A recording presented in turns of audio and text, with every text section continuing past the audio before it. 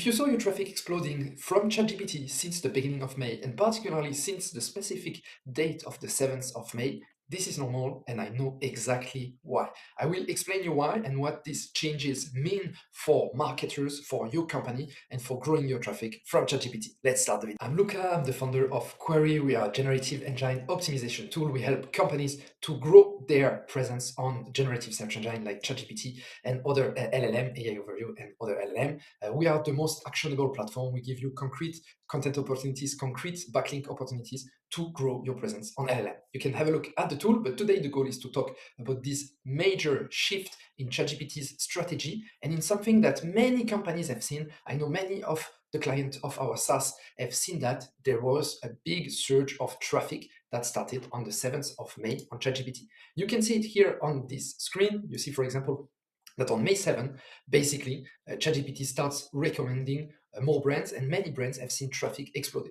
To prove that, we did this study that I will put in the comment and in the description. Basically, what ChatGPT did is that they grew inline brand links, and it jumped by 14 times in a single day. So basically what happened, I have here a little screenshot, is that in the past, when you ask ChatGPT, where can I buy a bike? Before that, it was just writing from Decathlon, but there was no link.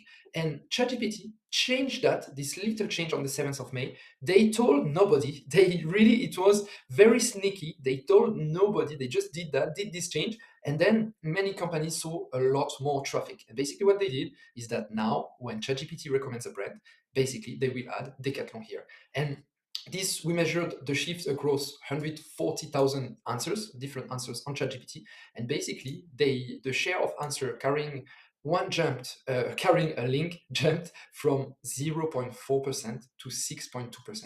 This is enormous, and obviously it has a lot of consequences. And basically what happened is that so many clients started to ask us, Luca, or Qwairy in general with my co-founder, why did we see so much traffic coming from ChatGPT? We have 4 times more conversion coming from ChatGPT. And the truth is very simple, is that in the past, ChatGPT was quoting a brand. For example, in this case, it quotes Decathlon. It's a sports brand. And what people were doing is going to Google and typing Decathlon. And so after that, when you were attributing the traffic, well, you would believe that this traffic came from Google.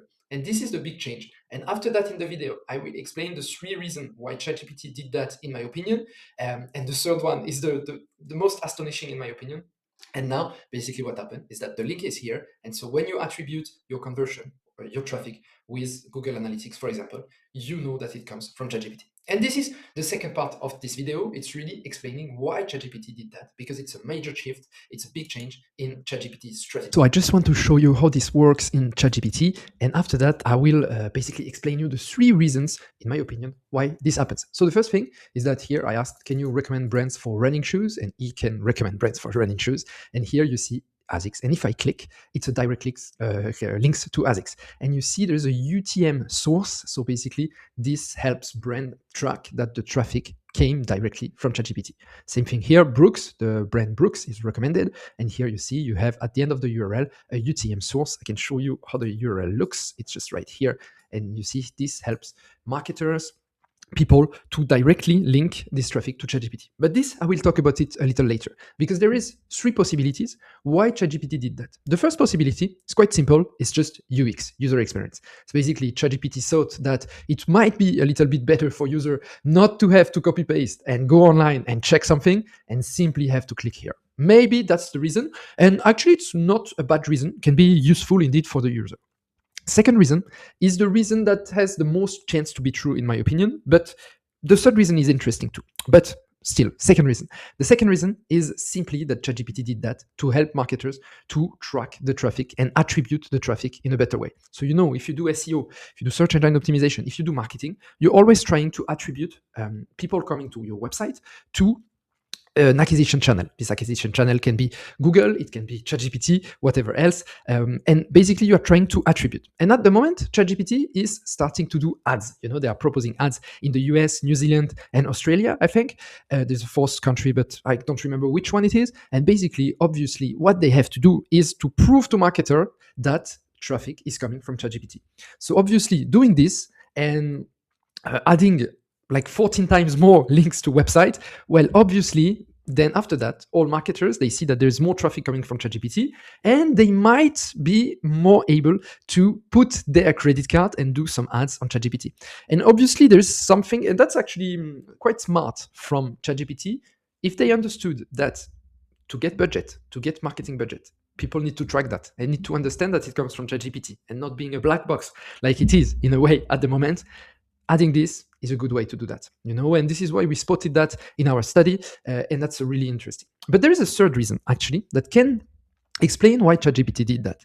And this third reason is quite simple, is that from this, ChatGPT can track links. And if they can track links, then they can optimize their answer. For example, if they see that nobody clicks on New Balance, they might think that, maybe people are not interested in New Balance, and maybe New Balance is not the good recommendation for that. And actually, that's what Google did for years. Google is is tracking click on Google Chrome. They have an algorithm called NavBoost, and NavBoost helped them to understand the experience that user have on SERPs, on search engine results page, and then they optimize depending on this. And maybe ChatGPT is doing the same. They want to improve the answer, and basically they are copying Google strategy. That's it for the video. It's been some time. We haven't done a video. Now we want to do a video every 2 weeks. So don't forget to subscribe. It's always a video about generative engine optimization, how you can optimize your website to get more traffic from LLMs. Talk soon. Bye-bye. Ciao, ciao.